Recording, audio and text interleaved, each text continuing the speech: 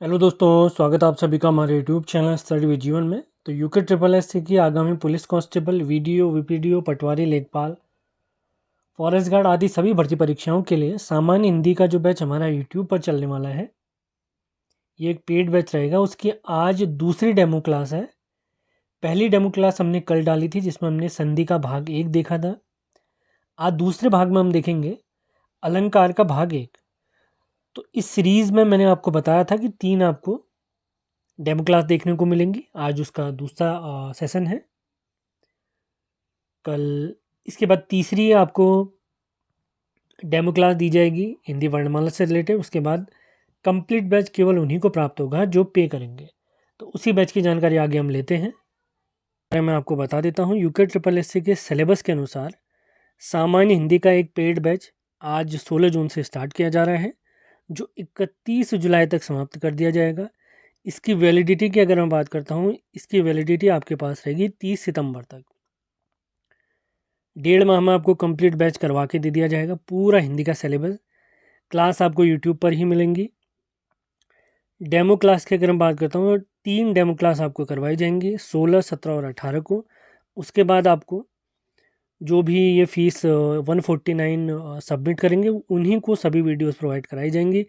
अगर इस बैच से आप जुड़ना चाहते हैं तो हमारा नंबर है 7895127508। मैं फिर से रिपीट करता हूँ, ये कंप्लीट वीडियो बैच रहेगा यूके ट्रिपल एस के सिलेबस के अकॉर्डिंग। तो यूके ट्रिपल एस का कंप्लीट सिलेबस आप देख सकते हैं। ये पूरा आयोग का सिलेबस है। ये सारे टॉपिक आपको कंप्लीट करवाए जाएंगे इस बैच में। बिना टाइम वेस्ट किए स्टार्ट करते हैं आज का सेशन। हेलो दोस्तों, स्वागत है आप सभी का हमारी हिंदी की ऑनलाइन क्लास में। आज हम देखने वाले एक नया चैप्टर अलंकार। काफ़ी महत्वपूर्ण टॉपिक है, मोस्ट इंपॉर्टेंट मान के चलिए आगामी सही परीक्षाओं के लिए। अब अलंकार शब्द जो बनता है, उसके 3 अलग अलग टाइप हम देखने वाले हैं। शब्दालंकार, अर्थालंकार और आजकल नई नई किताबों में उभयालंकार भी आने लग गया है। यूजुअली जो मुख्य रूप से इसके टाइप हैं, 2 टाइप हैं। एक है अर्थालंकार और एक है शब्दालंकार। जिस अलंकार में शब्दों के माध्यम से चमत्कार उत्पन्न होगा तो शब्दालंकार, अर्थ के माध्यम से चमत्कार उत्पन्न होगा या काव्य की शोभा बढ़ती है, सजावट बढ़ती है, काव्य का भूषण बढ़ता है, तो उसी को हम शब्दालंकार या अर्थालंकार भी कह देते हैं। शब्दों के माध्यम से शब्दालंकार, अर्थ के माध्यम से जो भी चमत्कार उत्पन्न होगा अर्थालंकार। तो अलंकार जो हमारा शब्द है, अभी मैं बेसिक आइडिया आपको दे देता हूँ। तो ये बनता है 2 शब्दों से, अलम धन कार। अभी जो अलम शब्द है, इसके अलग अलग अर्थ देखने को मिलते हैं। इसके अर्थ देखने को मिलते हैं शोभा या सजावट या भूषण। और कार का शब्द होता है, कार शब्द का अर्थ होता है करने वाला, यानी काव्य की शोभा करने वाला या बढ़ाने वाला। काव्य की शोभा, सजावट या भूषण करने वाला या काव्य की शोभा बढ़ाने वाले तत्व हमारे क्या कहलाते हैं? अलंकार कहलाते हैं। अलंकार के कितने टाइप हैं? मुख्य रूप से 2 टाइप हैं। यूजुअली आजकल 3 टाइप इसके आने लग गए हैं, किताबों में आप देख सकते हैं। सबसे पहला टाइप है अर्थालंकार, उसके बाद आता है शब्दालंकार और उसके बाद आता है हमारा उभय अलंकार। अर्थालंकार में क्या होगा? जिस अलंकार में अर्थ के माध्यम से चमत्कार उत्पन्न होगा, अर्थ के माध्यम से, जिसमें हम उपमा अलंकार, उत्प्रेक्षा अलंकार, रूपक अलंकार, मानवीकरण अलंकार, विभावना अलंकार, बहुत सारे अलंकार हमने देखने हैं। अर्थालंकार हम कल देखेंगे। आज का जो हमारा टॉपिक है शब्दालंकार है। शब्दालंकार के अंतर्गत जो जो हमने अलंकार देखने हैं, उनके मैं उसको आपको कोड बता देता हूँ। उसका कोड है अ, व, य और श। अ से अनुप्रास अलंकार, व से वक्रोक्ति अलंकार, य से यमक अलंकार और इस सौ से श्लेष अलंकार। अब अगर मानो मैं भूल जा रहा हूँ कि भैया ये जो मैंने कोड लिखा है अवयस, ये कौन से अलंकार का है? आपको आखिर में शौ दिख रहा है, शौ, अवयश, तो इस शौ से ही याद रखना है शब्दालंकार की बात हो रही है। तो शब्दालंकार के अंतर्गत आने वाले जो हमारे अलंकार हैं जो आज हमने पढ़ने हैं उनका कोड क्या है? अवयश, अ से अनुप्रास, व से वक्रोक्ति, य से यमक और शौ से श्लेष अलंकार। तो सबसे पहले आज हम देखेंगे अनुप्रास अलंकार। अनुप्रास अलंकार के भी 5 टाइप हमने देखने हैं। अनुप्रास अलंकार में क्या होता है? जहाँ एक ही वर्ण की आवृत्ति होती है, एक ही वर्ण की आवृत्ति बार बार होती है तो अनुप्रास अलंकार होता है। अब इसके जो अलग अलग टाइप हैं, जैसे सबसे पहला आता है छेकानुप्रास, अभी मैं बेसिक आइडिया आपको दे दूंगा। उसके बाद आता है वृत्यानुप्रास। तीसरा इसका टाइप होता है अनुप्रास अलंकार का लाटानुप्रास। चौथा टाइप होता है हमारा अंत्यानुप्रास। और पांचवा इसका टाइप होता है श्रुत्यानुप्रास। अनुप्रास की परिभाषा क्या थी? जहां एक ही वर्ण की आवृत्ति बार बार होती है। अब छेकानुप्रास में क्या होगा? एक ही वर्ण की आवृत्ति 2 बार होगी। वृत्यानुप्रास में क्या होगी? एक ही वर्ण की आवृत्ति बार बार होगी, बार बार होगी। लाटानुप्रास में क्या होगा? पूरा वाक्य या वाक्यांश ही रिपीट हो जाएगा। अंत्यानुप्रास, अंतिम से याद रखना है, अंत में वर्णों की आवृत्ति होगी अंत्यानुप्रास में। श्रुत्यानुप्रास में क्या होगा? एक ही वर्ग, खासकर तो वर्ग के वर्णों की आवृत्ति बार बार होगी। कौन सा अलंकार हमने देखा? अनुप्रास अलंकार देखा। इसके कितने टाइप होते हैं? 5 टाइप होते हैं। छेकानुप्रास, वृत्यानुप्रास, लाटानुप्रास, अंत्यानुप्रास और श्रुत्यानुप्रास। छेकानुप्रास में वर्ण की आवृत्ति 2 बार होगी, वृत्यानुप्रास में बार बार होगी, लाटानुप्रास जो हमारा आता है उसमें वाक्य या वाक्यांश की रिपीटिशन होगा, यानी वाक्य पूरा, या तो पूरा वाक्य रिपीट हो जाएगा या पूरा वाक्यांश होगा लेकिन अर्थ अलग अलग हो जाएगा। अंत्यानुप्रास में क्या होगा? वर्ण की आवृत्ति अंत में होगी। और श्रुत्यानुप्रास में क्या होगा? एक ही वर्ग के, खासकर तो वर्ग जिसे हम माधुर्य वर्ग भी कहते हैं, उसके वर्णों की आवृत्ति होगी। अगला अलंकार आता है श्लेष अलंकार। कोड तो हमने याद रखा ही है। श्लेष अलंकार, श्लेष में क्या होगा? एक ही जो शब्द है उसका बार बार प्रयोग होगा लेकिन अर्थ अलग अलग होगा। यमक अलंकार में क्या होगा? एक ही शब्द 2 या 2 से अधिक बार आएगा लेकिन अर्थ क्या क्या होंगे? भिन्न भिन्न होंगे। वक्रोक्ति अलंकार में क्या होगा? जैसे मैं आपसे कुछ कहना चाहता, मतलब श्रोता कुछ कहेगा, वक्ता कुछ समझेगा, कुछ और समझेगा, वही हमारा क्या हो जाता है? वक्रोक्ति अलंकार हो जाता है। वक्रोक्ति अलंकार के भी 2 टाइप हम देखेंगे। मतलब आज जो हमारा टारगेट है, आज है हमारा टारगेट शब्दालंकार। कंप्लीट शब्दालंकार हमने देखना है, बहुत बेहतरीन तरीके से इसको समझेंगे। तो बिना टाइम वेस्ट के हुए स्टार्ट करते हैं आज का लेक्चर, शब्दालंकार। तो अलंकार जो हमारा शब्द बनता है वो अलम प्लस कार 2 शब्दों से मिलकर बनता है। अलम का अर्थ होता है शोभा या आभूषण या भूषण। कार का अर्थ होता है करने वाला, यानी काव्य की शोभा बढ़ाने वाले तत्व ही हमारे क्या कहलाते हैं? अलंकार कहलाते हैं। इसके 2 टाइप हैं, शब्दालंकार और अर्थालंकार। आजकल एक तीसरा टाइप भी इसका आने लग गया किताब में छपकर, उभयालंकार। उभयालंकार में क्या होगा? उसमें शब्दालंकार के भी गुण होंगे और अर्थालंकार के भी गुण होते हैं उभयालंकार में। तो सबसे पहले देखते हैं शब्दालंकार। जिस अलंकार में शब्दों के माध्यम से चमत्कार उत्पन्न होता है उसे शब्दालंकार कहते हैं। शब्दालंकार के 4 टाइप हैं, अभी हम देखने वाले हैं, जिसका कोड है अवयस। मैं फिर से रिपीट करता हूँ, अवयस। अ से अनुप्रास अलंकार, व से वक्रोक्ति अलंकार, य से यमक और शौ से श्लेष अलंकार। और इसी 100 से हमें शब्दालंकार भी ध्यान रखना है। कोड फिर से रिपीट करता हूँ, अवयस। तो सबसे पहले हम देखते हैं अनुप्रास अलंकार, जिसके 5 टाइप हमने देखने हैं। तो अनुप्रास अलंकार आता है जहां एक ही वर्ण की आवृत्ति बार बार होती है, वहां हमेशा कौन सा अलंकार होगा? अनुप्रास अलंकार होगा। अब अनुप्रास को अगर मैं ब्रेक करता हूं तो इसमें अनु शब्द का होता है बार बार, अनु शब्द का जो अर्थ है होता है बार बार, और प्रास शब्द का अर्थ होता है वर्ण, यानी बार बार वर्ण की आवृत्ति। अनुप्रास कहलाती है। जैसे एग्जाम्पल हमने लिखा हुआ है, जय जय भारत भूमि भवानी, अमरों ने की तेरी महिमा बारंबार बखानी। अब जय जय में आप देख सकते हैं जौ की रिपीटिशन हो रहा है, और जय जय में यो का भी रिपीटिशन हो रहा है। भारत भूमि भवानी में भौ वर्ण की आवृत्ति हो रही है, और बारंबार बखानी में बौ वर्ण की आवृत्ति हो रही है। तो वर्ण की आवृत्ति बार बार होना ही अनुप्रास अलंकार की पहचान है। अब देखते हैं अनुप्रास अलंकार के कितने भेद होते हैं। इसके 5 भेद होते हैं। छेकानुप्रास, वृत्त्यानुप्रास, लाटानुप्रास, अंत्यानुप्रास और श्रुत्यानुप्रास।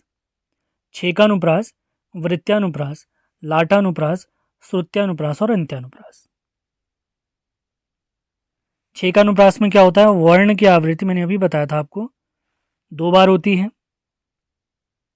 छेकानुप्रास में वर्ण की आवृत्ति कितनी बार होती है, 2 बार होती है। मतलब 5 के 5 टाइम आपको डायरेक्ट यहाँ पर याद हो जाएंगे। अब वृत्त्यानुप्रास में क्या होगा, वर्ण 3 या 3 से ज़्यादा बार रिपीट होगा। 3 वर्णों की आवृत्ति बार बार होगी, लगातार होगी। अब लाटानुप्रास में क्या होता है, यहाँ पर या तो वाक्य या वाक्यांश की रिपीटेशन होगी। अंत्यानुप्रास में वर्ण की आवृत्ति अंत में होती है।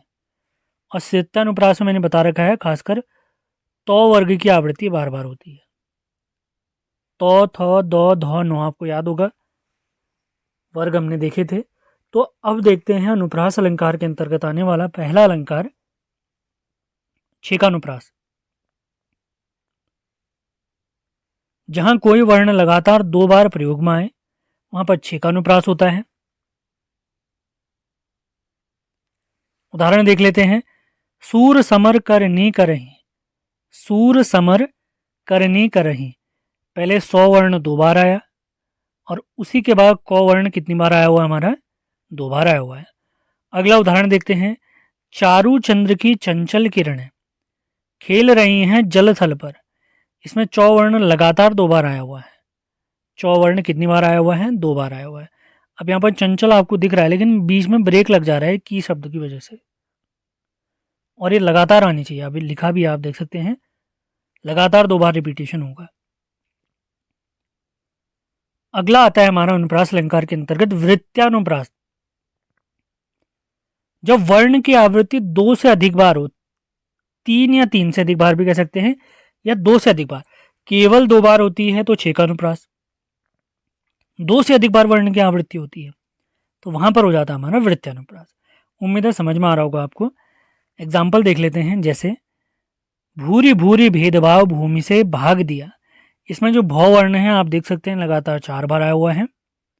अगला उदाहरण देखते हैं, तरणि तनूजा तट तमाल तरुवर बहुछाए। इसमें आप देखिए तो वर्ण कई बार आ चुका है, लगभग 5 बार रिपीट हुआ है तो वर्ण। एक चीज हम ये भी समझ सकते हैं, जो अनुप्रास अलंकार का परिभाषा है वही हमारे वृत्तानुप्रास के अंतर्गत भी आ जाती है। अनुप्रास में क्या थी परिभाषा, वर्ण की आवृत्ति बार बार होना। तो अनुप्रास के 2 टाइप हमने देख लिए हैं। सबसे पहले छेकानुप्रास, वर्ण की आवृत्ति 2 बार होगी। उसके बाद वृत्तानुप्रास, वर्ण की आवृत्ति 2 से अधिक बार होगी। अब आता है लाटानुप्रास।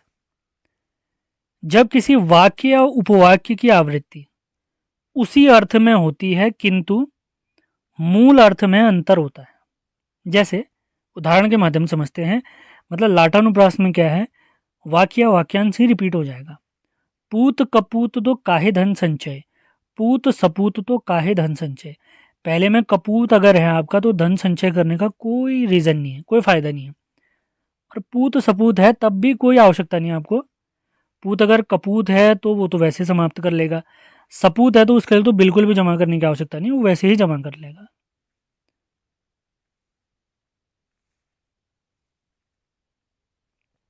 अगला उदाहरण देख लेते हैं, राम भजन जो करत नहीं भव बंधन भयता है।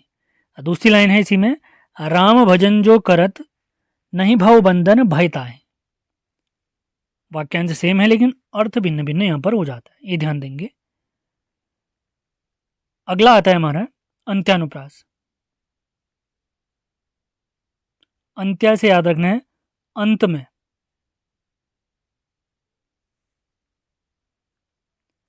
जब किसी पंक्ति में अंतिम अक्षर की आवृत्ति लगातार हो। अंत में अक्षर की आवृत्ति, अंतिम नहीं, अंत में अक्षर की आवृत्ति लगातार हो। जैसे प्रभु जी तुम दीपक हम बाती, जाकी ज्योति बरे दिन राती। इसमें ती वर्ण बार बार आ रहा है। मतलब जैसे हम दोहे देखते हैं अपने, जैसे तुकबंदी इत्यादि देखते हैं, तो उसमें आखिर में तुकबंदी लाना हो जाता है, तो अंत्यानुप्रास में वही होता है। जैसे लाल देह लाली लसे अर्धर लाल लंगूर लंगूर, वज्र देह दानव दलन, जय जय जय कपि सूव्र।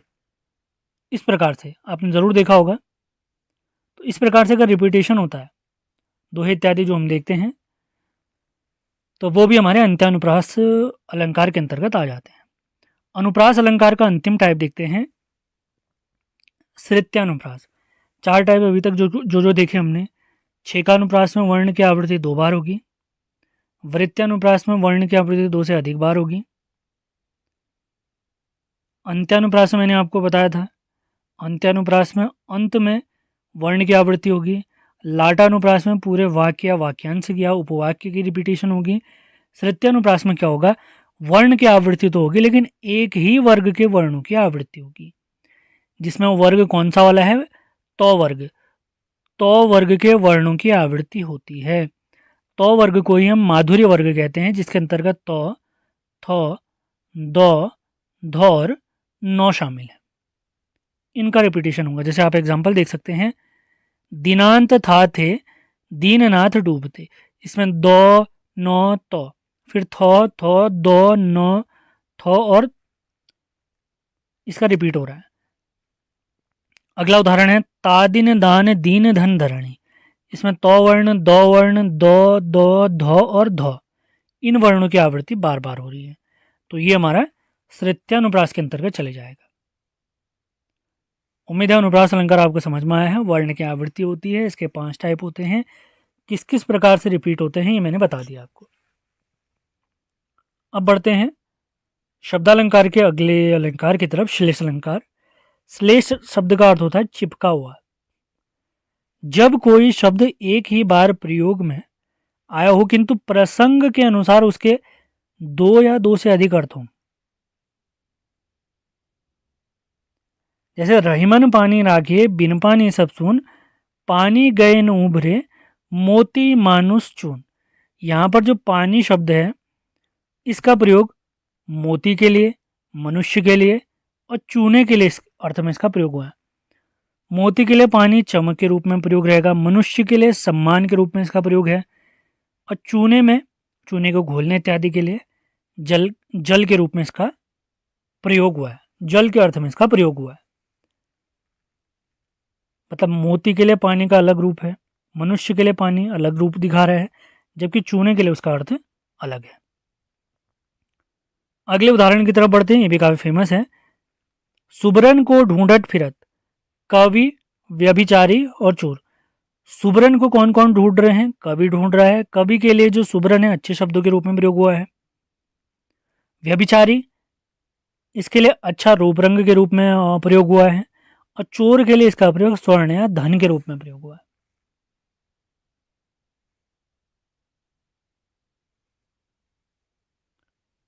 अगला देखते हैं, जो रहीम गति दीप की कुल कपूत गति सोए, बारे उजियारो करे बड़े अंधेरों होए। अब यहाँ पे बारे शब्द का प्रयोग बचपन के लिए हुआ है, बचपन रूप या जलाने के रूप में इसका प्रयोग हुआ है। और बड़े शब्द जो आपको दिख रहा है यहाँ पर कुल दीपक के लिए, बड़ा होने पर इसको बुझता हुआ इसका रूप दिखाया जा रहा है। बात दीप की ही हो रही है। प्रारंभ में इसके बचपन के रूप या दिए को जलाने के रूप में इसका प्रयोग हो रहा है, और आखिर में बड़े कहने का तात्पर्य यहाँ पर है उसके बुझने के लिए इसका प्रयोग हो रहा है। आगे बढ़ते हैं अगले अलंकार की तरफ, यमक अलंकार। यमक अलंकार भी काफी इंपॉर्टेंट है। जब एक ही शब्द 2 या 2 से अधिक बार आए और उसका अर्थ हर बार भिन्न हो, तो वहां पर कौन सा अलंकार होगा, यमक अलंकार। उदाहरण के लिए देख लेते हैं, कनक कनकते सौगुनी मादकता अधिकाय, वाखाए बौराए जग या पा है बोहराए। कनक एक अर्थ में सोना के रूप में यानी गोल्ड के रूप में इसका प्रयोग हो रहा है, दूसरा इसका प्रयोग हो रहा है धतूरा के रूप में, एक मादक पदार्थ जिससे क्या होता है नशा होता है। और कनक यानी सोना, ज़्यादा ही किसको सोना अलग मिल जाता है तो वो वैसे ही पागल हो जाएगा, और धतूरा खाकर तो आदमी वैसे ही पागल हो जाता है, नशा करेगा तो क्या होगा। अगला देखते हैं, माला फेरत जुग भया फिरान मन का फेर, कर का मन का ढार के मन का फेर। ये उदाहरण भी हमारे यमक अलंकार के अंतर्गत ही आता है, काफ़ी इंपॉर्टेंट है। एक मन का यहाँ पर माले के दाने को दिखा रहा है और दूसरा मन का इसमें दिखा रहा है हृदय के बारे में, मन से रिलेटेड, हमारे मन से रिलेटेड है। मन का कहें मन से रिलेटेड, हृदय से रिलेटेड, और ये मन का है माला में जो मन का होता है। अगला देखते हैं, काली घटा का घमंड घटा। काली घटा यहाँ पर बादलों को दिखा रही है और घटा यहाँ पर घटने को दिखा रहा है, कमी को दिखा रहा है। अगला है, जे 3 बेर खाती थी ते 3 बेर खाती हैं। 3 बेर यहाँ पर पहला एक बेर यहाँ पर समय को दिखा रहा है और एक बेर यहाँ पर फल को दिखा रहा है। 3 बेर यानी 3 बार, और 3 बेर जो दूसरा है वो हमारे बेर के जो हमारे दाने होते हैं उनको दिखा रहा है।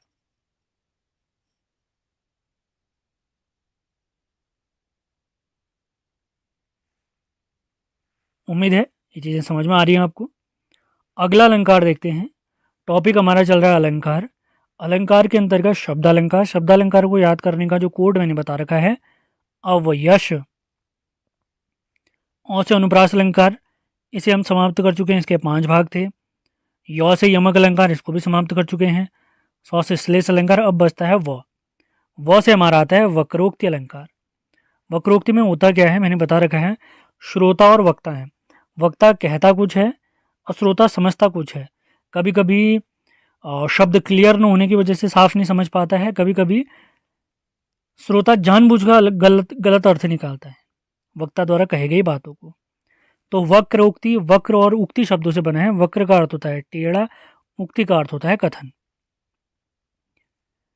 जहां बात किसी एक आशय से कही जाए और सुनने वाला उससे भिन्न अथवा दूसरा अर्थ लगा दे, तो वहां पर कौन सा अलंकार होगा, वहां पर होता है हमारा वक्रोक्ति अलंकार। इसके 2 प्रकार होते हैं, सबसे पहला काकु वक्रोक्ति और अगला है श्लेष वक्रोक्ति। काकु वक्रोक्ति और श्लेष वक्रोक्ति। सबसे पहले देखते हैं काकु वक्रोक्ति। वक्ता कहता कुछ है लेकिन कंठ की आवाज या अन्य कारणवश श्रोता सुनता कुछ और है, तो वहां पर होगा काकु वक्रोक्ति। जैसे, देते हैं वरदान शिव भाव चाहिए मीत। भाव मतलब मन के भाव।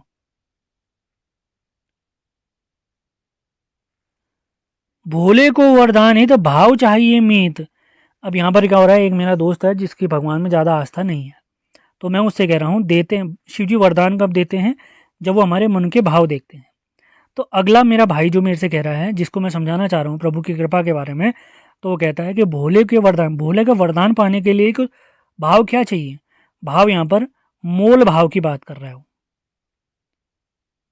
मतलब मैं कहना चाह रहा हूँ मन के भाव की बात, वो पैसे वाला मोल भाव की बात कह रहा है। तो यहाँ पर कौन सा अलंकार हो गया है, काकु वक्रोक्ति। वक्ता कह तो कुछ और रहा है, मनोभाव की बात कर रहा है, लेकिन जो श्रोता है वो पैसे वाले मोल भाव की तरफ जा रहा है। बड़ा व्यापारी होगा जिसको पैसे से बहुत लगा होगा, इस वजह से। अगला आता है श्लेष वक्रोक्ति। वक्रोक्ति क्या है, वक्ता कहता कुछ है, श्रोता समझता कुछ है या सुनता कुछ है। अब यहाँ पर श्लेष में क्या होगा, वक्ता के कथन का श्रोता जानबूझकर गलत आशय लेता है। जैसे एक बार हमारे प्रभु श्री कृष्ण राधा जी से मिलने जाते हैं, तो उन्हीं का जो वार्तालाप हुआ था उससे रिलेटेड कथन है यहाँ पर, कौन द्वार पर हरि में राधे। राधा जी पूछती हैं श्री कृष्ण ने कौन द्वार पर, तो श्री हरि कहते हैं कि हरि में राधे। अब हरि शब्द का अर्थ बंदर भी होता है, तो राधा जी कहती हैं कि क्या वानर का काम यहाँ, अगर आप हरि हैं, हरि मतलब बानर का अर्थ लगा रही हैं वो, तो वानर का काम यहाँ क्या है। अगला दूसरा कथन इन्हीं से रिलेटेड है, श्री हरि विष्णु और श्री कृष्ण और हमारे राधा जी से। को तुम हो इत आए यहाँ, तुम कौन हो जो यहाँ आए हो, घनश्याम हो तो कितहूँ बरसो। अगर तुम घनश्याम हो तो कहीं जाके बरसो। घनश्याम यानी श्री कृष्ण का एक पर्यायवाची शब्द है। चित्तचोर कहावत है हम तो, तहाँ जाओ जहाँ धन है सरसों। अब श्री कृष्ण कहते हैं कि मैं तो चित्तचोर हूँ, लोग के दिल को चुरा लेता हूँ। तो राधा जी कहती हैं अगर आप चोर हैं तो वहाँ जाइए जहाँ बहुत सारा धन है, वहाँ से चोरी करिए। मतलब राधा जी जानबूझकर उनको बातों के जाल में उलझाना चाह रही है, उनसे मस्ती करना चाह रही है, व्यंग कसना चाह रही है। तो यही हमारा किसके अंतर्गत आ गया, श्लेष वक्रोक्ति। ये ध्यान रखेंगे, इंपॉर्टेंट पोर्शन है। तो इसी के साथ आज का हमारा सेशन समाप्त होता है। आज हमने अलंकार अलंकार देखा अपना। अलंकार के अलग अलग टाइप मैंने आपको बताए थे, अलंकार शब्दालंकार और अर्थालंकार होता है। आज हमने शब्दालंकार समाप्त कर दिया है। अब वो यश इसका कोड था, औ से अनुप्रास अलंकार, व से वक्रोक्ति, य से यमक, सौ से श्लेष। ये चारों टॉपिक हमने कवर कर लिए हैं। अनुप्रास अलंकार के 5 टाइप भी हमने देखे थे, वो भी आपको कवर करा दिए। वक्रोक्ति के 2 अलग टाइप देखे, वो भी हमने समाप्त कर लिए हैं। अगला जो अलंकार हमने देखना है, अगला देखेंगे हम अर्थालंकार। तो मिलते हैं अगले लेक्चर में।